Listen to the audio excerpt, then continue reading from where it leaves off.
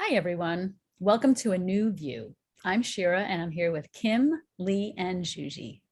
We're four friends, speakers, and professionals from different cultures, backgrounds, and age groups coming together to offer healing and inspiration. So, girls, today I want to talk about a topic that's sort of been like creeping back into my life lately. I don't know if it's because I'm the oldest among us, but I'm talking about our legacy because my parents are getting older. Like, I think as you get older you start to think like, well, what do I want my life to mean? What do I want to bring to it? What's my contribution? What do I want my children to remember me by? And so I thought it'd be really interesting to discuss what we want our legacies to be. Anybody want to chime in? I'll chime in. I'll go ahead, Jim. Do it. You sure? Okay. I just one word comes to mind, and that's love. My journey has been so much about just learning how to love myself and spreading that love to others. And when thinking about this question on this episode, that's really what I want. I'd love to be known for just being a very loving person and helping people discover that in themselves, if I could play a small part in helping someone learn how to love themselves, like that, I'm happy. I'm happy leaving that little nugget behind, that loving yourself is important and it's essential for living a happy life. And if I can teach somebody one thing to help them learn how to do that within themselves and outside of themselves as well, that would make me super happy to be known for love. I used to really crave being known for that in a big way.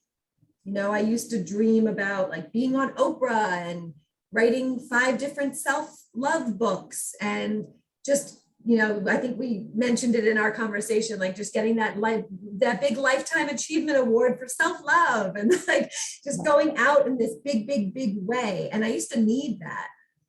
But I think that as I get older and as I learn to love myself more, I am really realizing that the reason why that need is like no longer so deep or big is because that's not what's important about it. Like, it's big and it's small and it's medium. There's no one size fits all. It's just, even though it may not be big and the whole world might not see me for it, it doesn't matter. What matters is having a conversation like this. What matters is reaching out to my neighbor.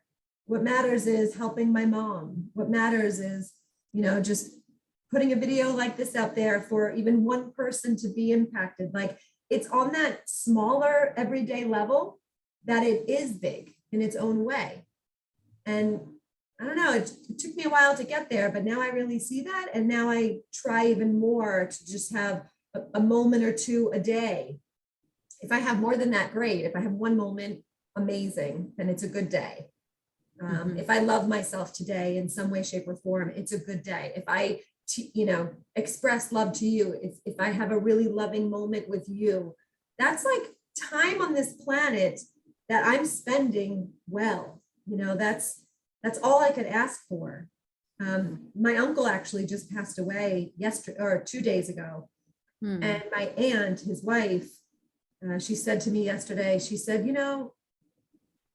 just go live your life. Like, go have fun. Like, just go love people. Go be in love with yourself. Like, just enjoy yourself. Like, find the joy.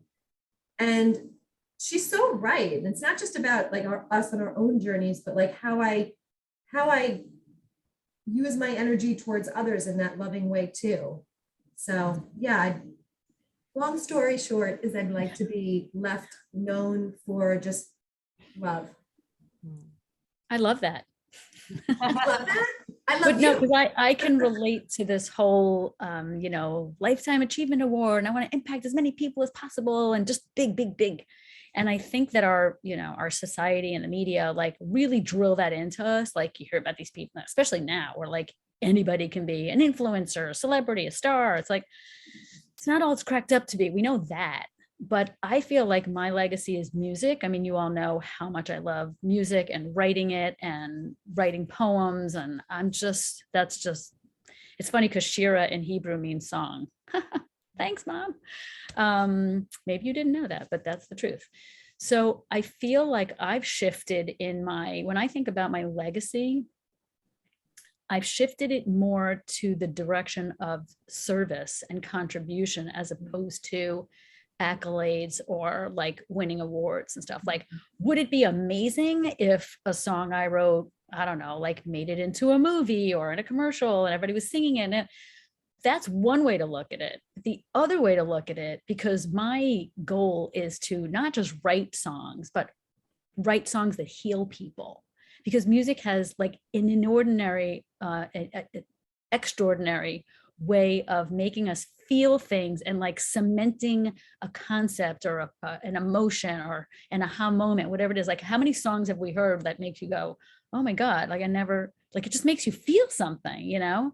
And so if I make one person feel, or if I make a million people feel, like the goal is to make you feel. So the number shouldn't matter. And so I've sort of shifted my whole, even the songs I'm writing now are much more about, you know, empowerment and empathy and love and connection to ourselves, to our higher power, like spiritual, like all of that. And I really want to, I almost wish I could like put it on a tray and go, here, just try this. You might like it. It might help you. That's what I want my legacy to be. And also, of course, being like connected to my children and raising good children and, you know, having my children show up in the world in beautiful contributing ways as well. But for me, Shira, like that's what I want my legacy to be.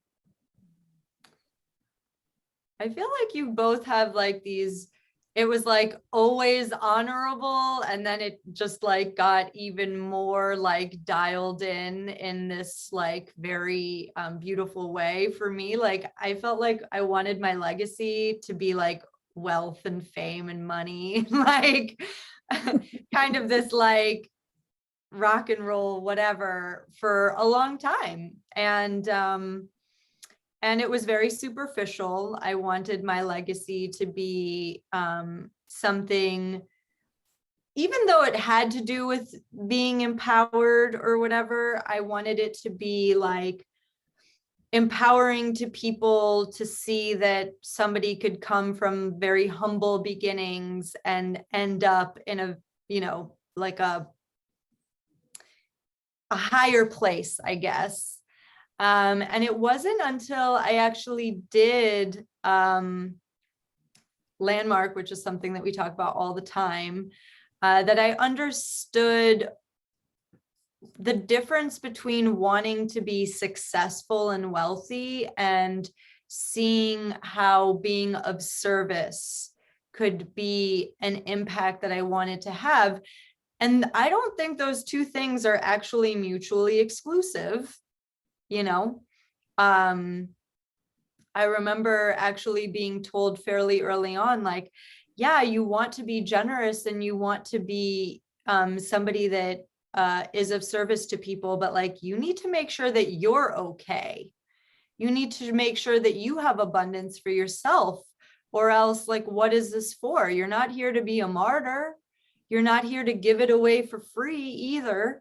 So for me, it's like, yeah, my legacy, I still want it to be tied to success, but I also want to be remembered by my friends as somebody that they loved. I want, you know, to be remembered as a good sister, as a good daughter, as, you know, as somebody who does love very deeply and who wants to be generous and share as much as possible. So, you know, for me, it feels like a bigger shift in terms of what I want to put into the world. And, you know, I still feel like there's so much to go. Like, Shira, you said you're thinking about your legacy because of the age you are. Like, I don't think I even thought about that until recently, you know, like, oh yeah, legacy.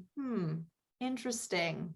that's like a thing that you start thinking about. Right. Right. I think it's interesting that a lot of young people don't think about it, because the truth is life does go by pretty quickly. So like, why not think about, who has that book, like Starting with the End in Mind? There's a book called that with that title, where it's just like, okay, where do I want to be?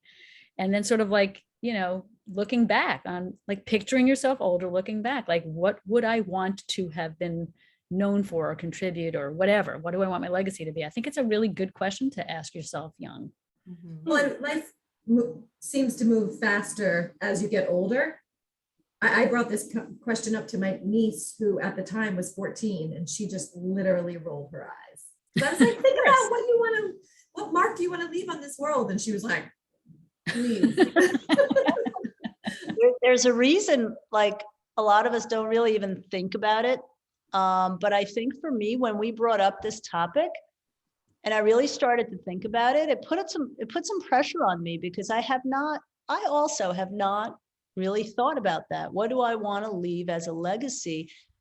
The idea of legacy, right? Or my purpose in this life, it sounds so grandiose.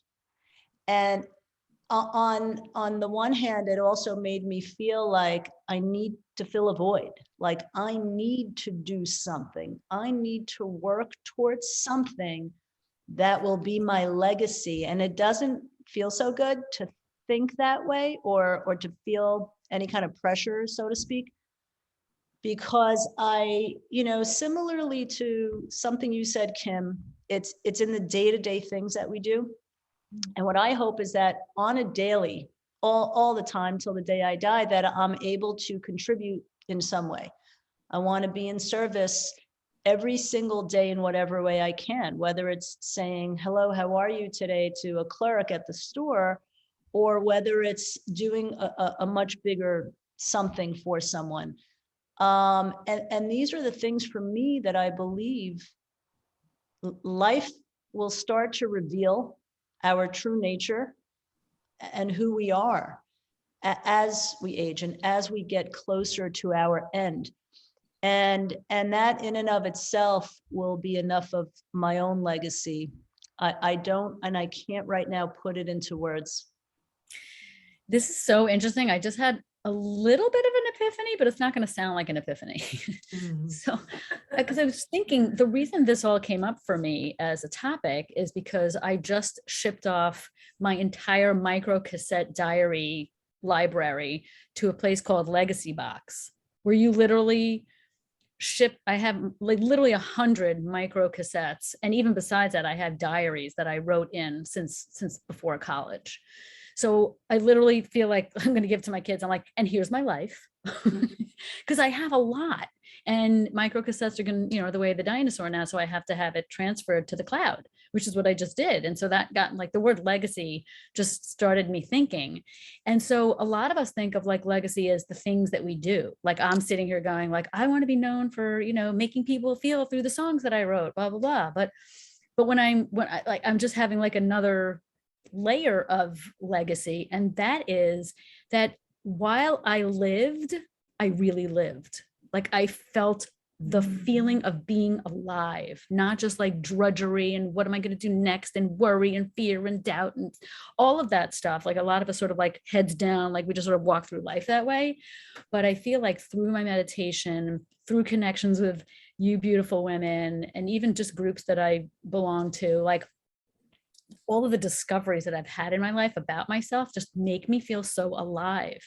And so that's part of what I want my legacy to be. And that's more for me. That's like my own personal legacy. Like I really felt alive while I was alive. And I really felt like I reached higher levels of consciousness while I was here. Would it be great to share and teach and, inspire other people? Yeah, that's all fantastic. But I know that I lived my life that way. And that makes me feel really good. That's kind of, exactly what I was saying, is like, it's for me, it's more about me. Yeah. What I can do to better myself and try to do whatever I can for others around me as well, the best that I can. I'm not necessarily right now contributing in such massive ways that it would be, something like legacy viral status. you know? So it's very hard for me to even to think about that. Like, what will I leave as a legacy? But yeah, I feel like our continued self-development in and of itself will be our legacy. That can be a legacy. Absolutely. I was going to say, you, by doing that, all of us, we lead by example, and you make the biggest impact. Like I remember being in nutrition school, and they would always encourage you, if you were going down the road of becoming a health coach, they would always encourage you to not put your, like, not preach, not, push anyone into this direction of eating healthy. Just do it. And then naturally your family or people close to you will be curious and be inspired and all of that. So like, and that does tend to happen in life with everything. So by us having these conversations, choosing to experience joy and be more present and work on ourselves and get more, be more evolved and all the things, we're leading by example naturally, and people will be drawn to that, and then we can have an impact that way naturally. Yeah, like the quote, be the change, right? Be the Yeah. change you want to see in the world or in others. And yeah, and Yeah. then we naturally become a role model for others, whether they want to pursue that for themselves or not. But yeah. And I also think by asking yourself that question of like what mark you do want to leave or what you would like to be left remembered by or whatever, that question is so powerful because it really does help you create intentions for yourself for how to live your life, goals, intentions. You have more direction, intentional direction. Yeah. But I feel like what we're talking about now is something that we may never know the impact of, right? Like a lifetime achievement award is like, here is solid proof that you did something in the world. You know what I mean? But like, how many times would somebody maybe watch one of these episodes and like, we may never know. Mm-hmm. You may never know what that, what impression that left, or what, like when you say, hi, good morning, how are you, to a clerk, like what that does for them, or like, even when I am working with a client, like I don't truly know how what I'm saying is landing for somebody, unless they, write me a really heartfelt email, and, that just like is everything to me. But, you just like, you don't know, you just Right. don't know how you're impacting people, and to try and concretize it, that's like kind of besides the point. Yeah. Yeah. And is such a the best too, just knowing that we've possibly made such a great impact on people that we'll never know. But if we can just do as good as we can, it's going to happen. It's going to have some kind of an effect on other people. Yeah, I have to share with you guys that Adi and I just watched Tick, Tick, Boom. Did you guys see this movie? No. It's basically the story of Jonathan Larson, who wrote Rent and then died the day before the official Broadway opening from a brain aneurysm. Did you know this? I happen to know it because I guess because I have theater friends, whatever. This happened a long time ago. I guess it's 1990 maybe. But it showed his whole life and how he struggled to like get his work out into the world. And he wrote 2 other plays before Rent, or maybe more, but 2 that like saw some light of day. And then he died the day before it opened, and it ran for 12 years. And it's like he had no idea, but he just kept saying, I'm running out of time. I'm running out of time. Like even he was 30 when he was 35 when he died, but he was 30 when he had his first play, like do something, nothing big. And that's so amazing. He was all about the creation. He didn't necessarily I want millions of people to see my thing. It's just the creation of it. That's so beautiful. You should see this movie. It's really, really amazing. Yeah. What's it called? It's called Tick, Tick, Boom, which was the name of his second show. Suburbia or something Urbia was his first show that was so interesting because he did this whole workshop and all these people came to see it. And he was like, this is my ticket. This is what's happening. And it didn't. Like the producers were like, yeah, it's going to cost too much money. Like he thought he was like on his way. And it's interesting because I can relate to that because when we had our children's show, I was just like, I've arrived. This is amazing. I wrote 200 songs. This show is going to take off. Blip. Like you just talk yourself and then it's like, nope, it just didn't happen that way. You know, doesn't mean you shouldn't keep creating. And he was going to give up. And his people closest to him were like, no, you were meant to do this. You have to do this.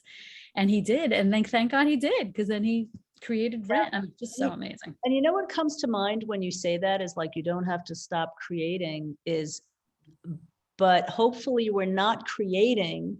So we have that, you know, label as like, oh, I left a legacy kind of thing, you know, hopefully Right. we're creating, we're paying it forward, and being the best that we can be every day and touching people's lives because we want to. This show is an example of what we're talking about, by the way.